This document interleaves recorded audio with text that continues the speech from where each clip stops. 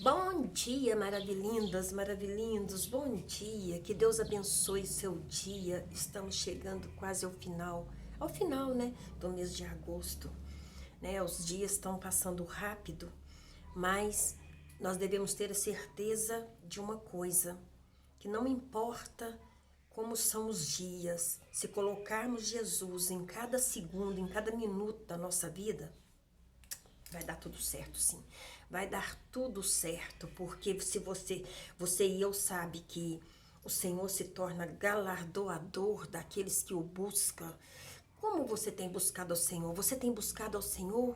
Você já parou para imaginar quantos livramentos o Senhor te deu nesse dia? Quantos foi o livramento que a mão do Senhor livrou você, me livrou? Tem muitas pessoas que eu converso, tem muitas pessoas que têm me contado que estão vivendo momentos difíceis. Todos nós estamos vivendo momentos difíceis. Mas a graça de estarmos vivos ainda é um motivo de glorificar e de louvar o santo nome do Senhor. É motivo de alegria, é motivo de estar realmente feliz, sabe? Só não tem problema quem já morreu. E eu tenho certeza absoluta, né? Eu já vivi bastante. Então eu já acompanhei algumas pessoas, né? Eu não vou falar muitas pessoas, mas algumas dezenas de pessoas que estavam à beira da morte. E sabe qual era o pedido que cada um tinha? Vida. Queria vida. Com Jesus ou sem Jesus. Eu acompanhei os últimos minutos de pessoas que tinham Jesus e que não tinham Jesus, ou que estava naquele momento entregando a sua vida para Jesus. O desejo do coração delas era que o Senhor desse mais uma chance. Eu vou contar algo especial que aconteceu na minha família.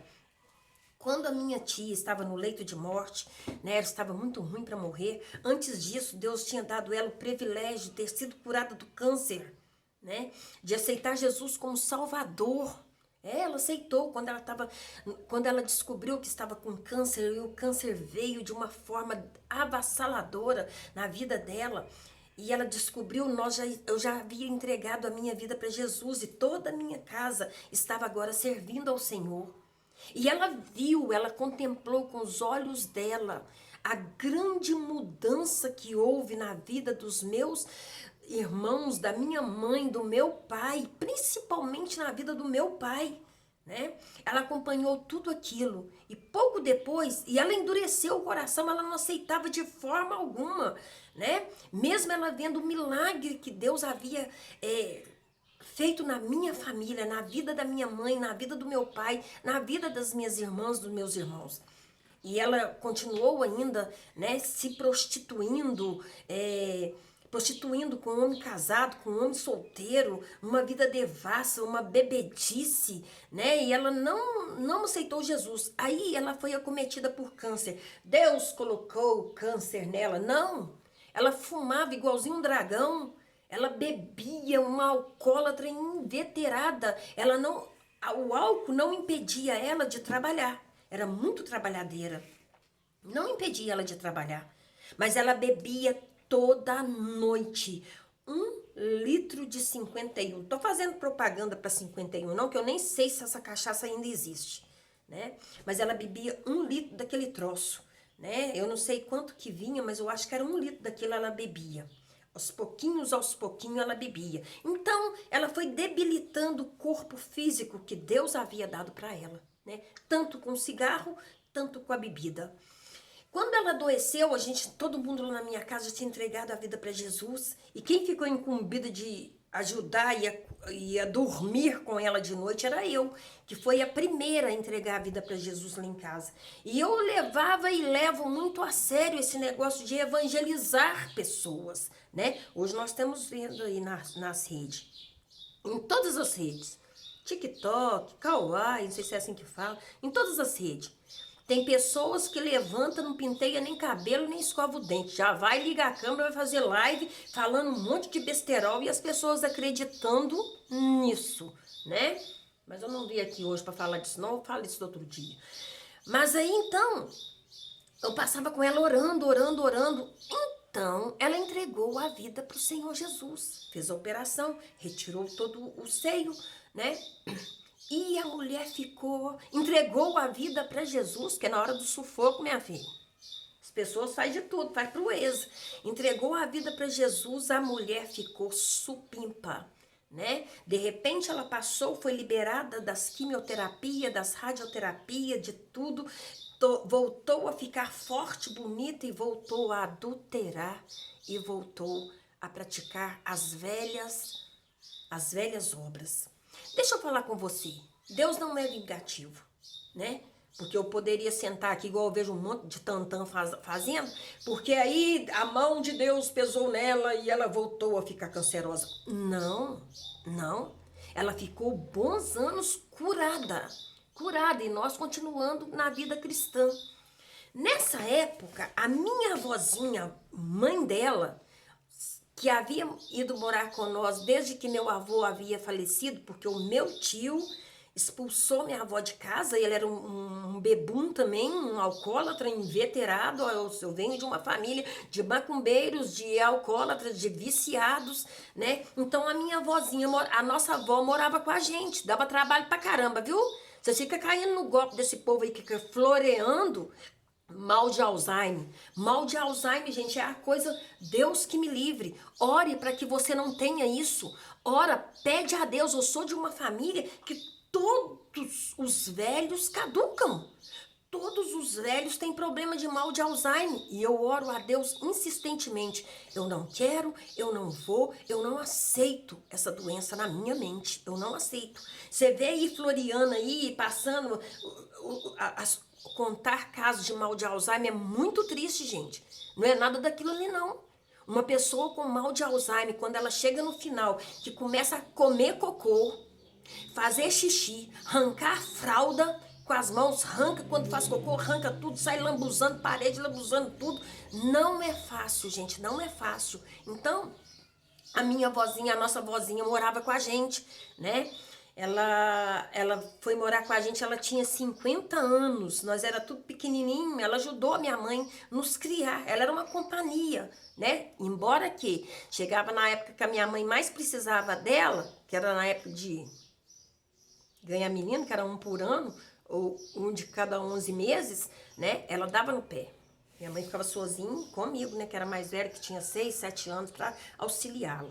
Mas ela era a nossa companhia e depois nós viramos a companhia dela, né? Então, essa minha tia, quando estava sob o tratamento do câncer, ela era uma pessoa tão maligna, quando eu falo assim, não é incorporada com espíritos malignos, não. A pessoa dela, o jeito dela, a maneira que ela era, né? Eu lembro que ela chegou um dia com os patrões dela na casa da minha mãe. Na casa da minha mãe tinha uma cozinha à parte, fora da casa, onde havia o fogão de lenha, onde que era a cozinha que se cozinhava, né? Que tinha lá o fogão de lenha, o fogão a gás, e era lá que a gente, era um cômodo bem maior, e era lá que a gente fazia as refeições, que a minha mãe fazia as refeições, que a gente fazia as refeições. Então, nesse dia, a minha avó estava sentada numa cadeira de roda, perto do pé de manga, balançando para frente e para trás e chamando, né? Todas as parentelas dela que já tinham morrido, porque caduco chama conversa com morto. Ele está possuído, tá vendo a alma? Não, a lembrança que eles trazem na cabeça que eles chamam. Então a minha avó ficava, Maria, Joaquim, tudo de gente que já morreu, ela chamava, né? Ela tava vendo nada não, na memória dela ela tava vendo aquele povo. Tinha dia que ela cismava que tava tendo contração e tendo filho. Aí você pode entender, né, que bagaça que era aquilo. Então, ela chegou, né?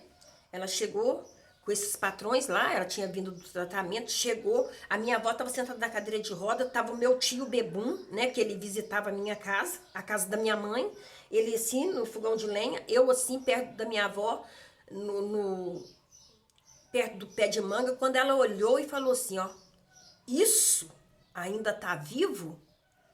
Até meu tio, que era um ordinário, né, que morreu no Senhor também, regalou o olho, eu olhei para ela, perplexa, pensando, essa mulher é doida. Sabe, eu tinha o que nessa época? Eu tava com 23 anos, 23, 24 anos. Eu era uma nova convertida. Eu olhei pra ela assim, ó, gente, eu vou falar com vocês uma coisa, ela morreu primeiro que a minha avó.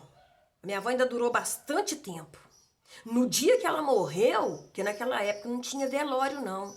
Punha os caixas, punha aquelas marmotiças, era no meio da sala, os defuntos. Ó, tô falando dos defuntos que você conhece ou que é sua parentela, não. Tô falando dos defuntos que era a minha família. Então ela foi uma defunta que ficou no meio da sala. Que horror! Que horror! Deus que me livre. Aí ficou lá, o defunto lá, e a minha avó no quarto. A minha avó cantou o dia inteirinho. A minha avó cantou, o povo passando, que antigamente era assim, ó. Ficava fazendo rodízio. Entrava pra porta da sala, saía pra porta da cozinha, entrava pra porta da sala, fazia um rodízio pra ir ao morto, né? Pois é, tinha disso. Aí ia minha avó no quarto, cantando o tempo todo, o tempo todo. Helena, o que quer dizer isso? Não quer dizer nada não, mas eu quero dizer assim, ó, a pessoa que desejou que ela que olhou com espanto, essa velha, isso ainda tá vivo? O isso era a mãe dela. Nós devemos ter cuidado com o que sai da nossa boca, pelo amor de Deus. Então, voltando ao assunto, ela tinha visto, né, o milagre que Deus estava fazendo na nossa vida.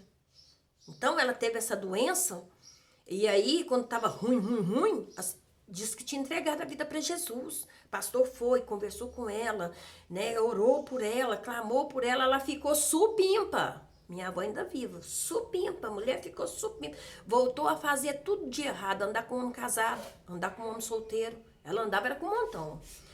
Andava era com um montão. Mas aí então, ela já não morava na minha casa mais, porque meu pai falou com ela, você escuta que eu tenho 5 moças. Não dá pra você ficar fazendo esses papel aqui dentro de casa, não. Eu tenho 5 moças. Eu tenho que zelar pela moral das minhas filhas. Porque ela deitava com os homens lá no meio do terreiro, o povo falava que era eu. O negócio era um filme de terror. Mas por que eu tô falando isso? Por que eu tô falando isso com você? Falando isso pra você, pra que você entenda que aquilo que sai da nossa boca vem ao nosso encontro para o bem e para o mal. E como eu estava dizendo, nós estamos passando por momentos difíceis. Quem fala que não tá, deve ter morrido, né? Porque só não tem problema quem já morreu. Porque se você chegasse perto do defunto agora, mostrar para ele um boleto, um cartão de crédito isolado, ele não pode fazer mais nada. Acabou-se os problemas dele aqui na Terra. Acabou os problemas. Então, veja bem, quando eu paro para refletir em tudo que eu já vivi, o que já aconteceu, o que eu já testemunhei, eu vejo a grandeza de Deus, do quanto Deus tem nos abençoado. Se eu falar para você, eu não tenho problema nenhum, a minha vida é um mar de rosas, tem muitos problemas, tem muitos. E muitos. Talvez para você possa te parecer um absurdo, ou talvez não, é um probleminha simples, né? Mas quando eu coloco nas mãos de Deus, eu costumo deixar lá. Eu costumo deixar lá porque Deus não precisa da minha mãozinha e nem da sua mãozinha para resolver problema nenhum. Então, esse marido coloca nas mãos de Deus, esse filho coloca na mão de Deus, essa filha coloca nas mãos de Deus. Coloca. A promessa de Deus para nossa vida é salvarei a ti e a tua casa. Então, quando eu me converti, eu me agarrei nesse versículo e falei assim, Deus, eu não aceito. Não dando uma ordem para Deus, igual a gente tá vendo aí, não. Ó, Deus vai lá agora e entra nas circunstâncias, como se Deus fosse nosso empregado.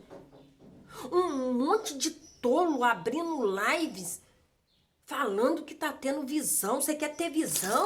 Você quer ter visão? Você quer ter alguma coisa da parte de Deus? Lê Bíblia. Leia a Bíblia. Como a Bíblia. Vá para a igreja. É lá do altar. É que o Senhor vai soltar pérolas para você. Vem lá do altar.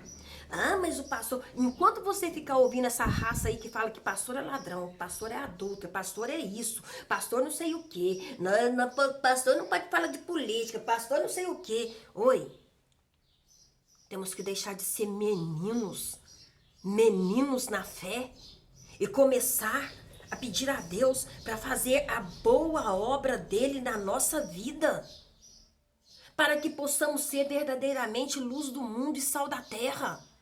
É para isso que nós fomos chamados. Não é para ficar sentado na frente de um celular de primeira ou de quinta, profetizando para ninguém, não. Isso é maligno. Isto é uma coisa maligna.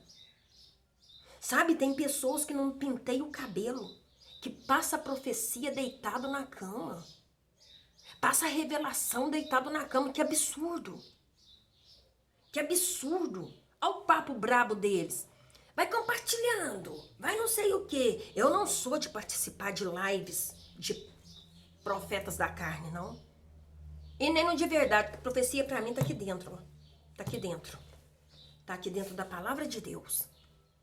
Sabe, hoje tem um monte de pessoas seguindo pessoas que eles não sabem de onde que veio, da onde, entendeu? Esses homens que estão aqui, eu sei de onde vieram.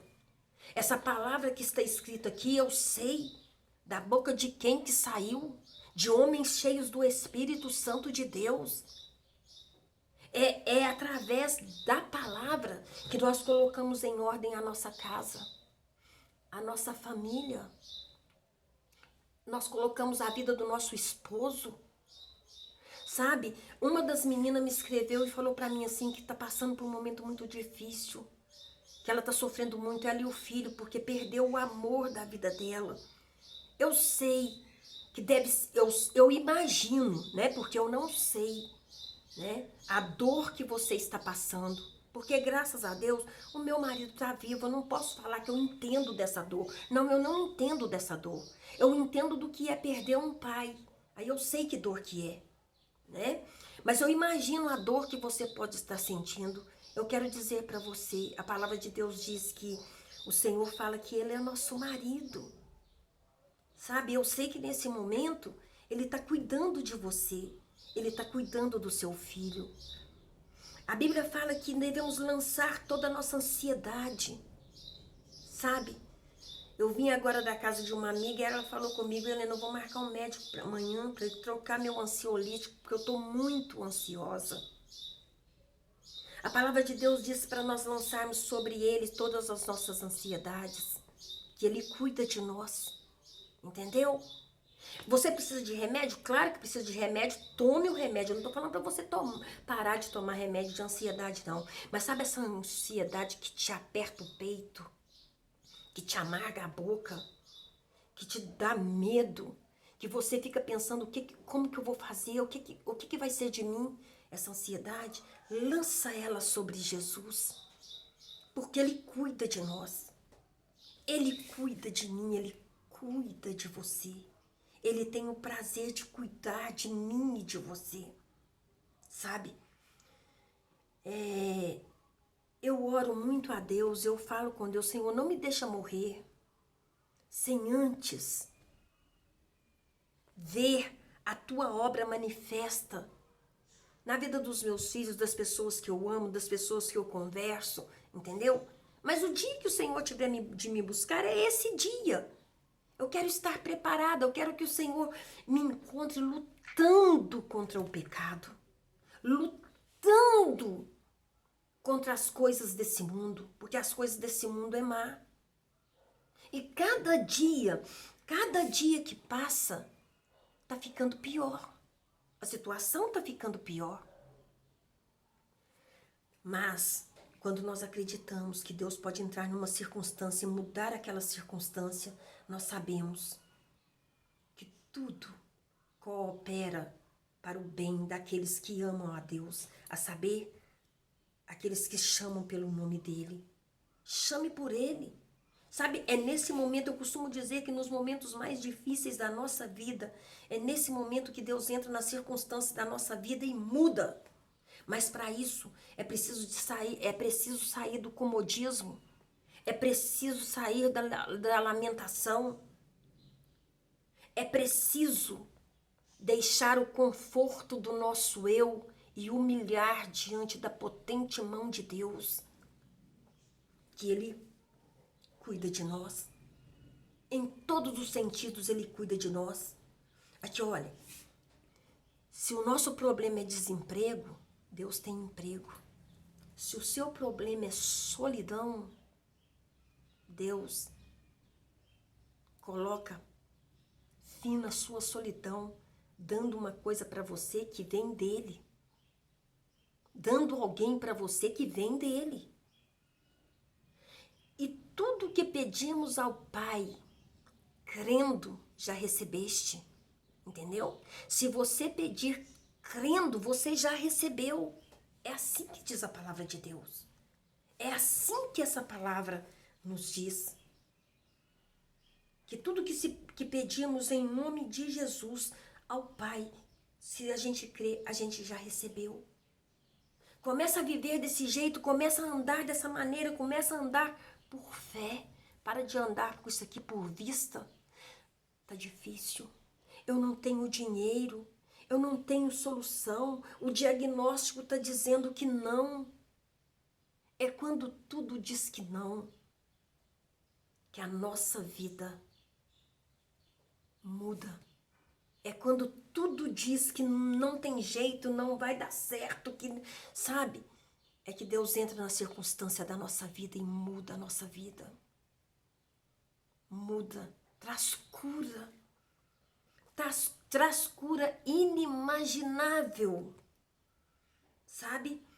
Eu sou fruto de cura. Então, quando a ansiedade, quando o medo, quando a angústia vem, quando a depressão bate à porta, eu trago à memória tudo aquilo que o Senhor já fez por mim. Da ressurreição que Ele fez no meu ventre. E hoje a minha ressurreição tem 25 anos. Né? Faz agora em outubro 26. Eu vejo que sem nenhum tostão, sem emprego fixo, o Senhor nos deu uma casa.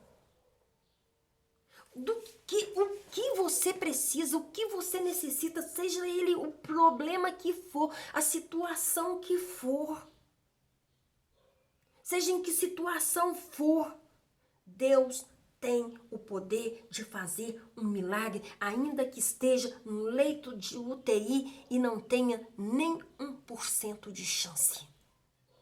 Há muitos anos atrás, deu uma epidemia de meningite.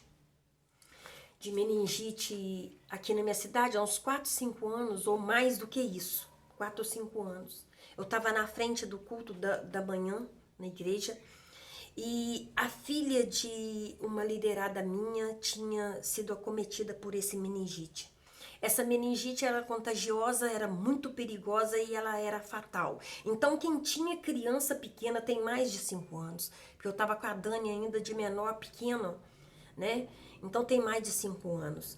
Quem tinha criança pequena não podia ter contato com a menina que estava, com a mocinha que estava com essa meningite, que era filha de uma mulher que era liderada minha, e agora era uma obreira e agora estava passando por essa enfermidade.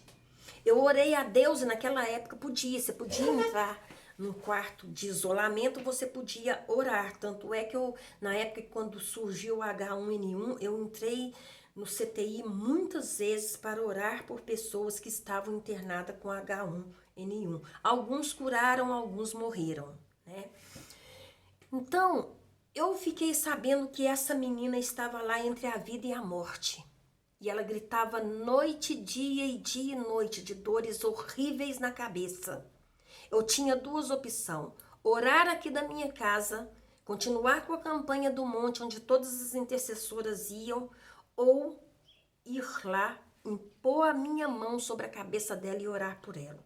Eu não quero dizer com isso que o pastor da igreja não tivesse ido lá. Ele foi e orou por ela, entendeu? Porque se tem uma coisa que nós aprendemos com ele, é acreditar no sobrenatural, ok? Então eu reuni todas as intercessoras, íamos todas, e deixava elas na porta do hospital e quem entrava era só eu.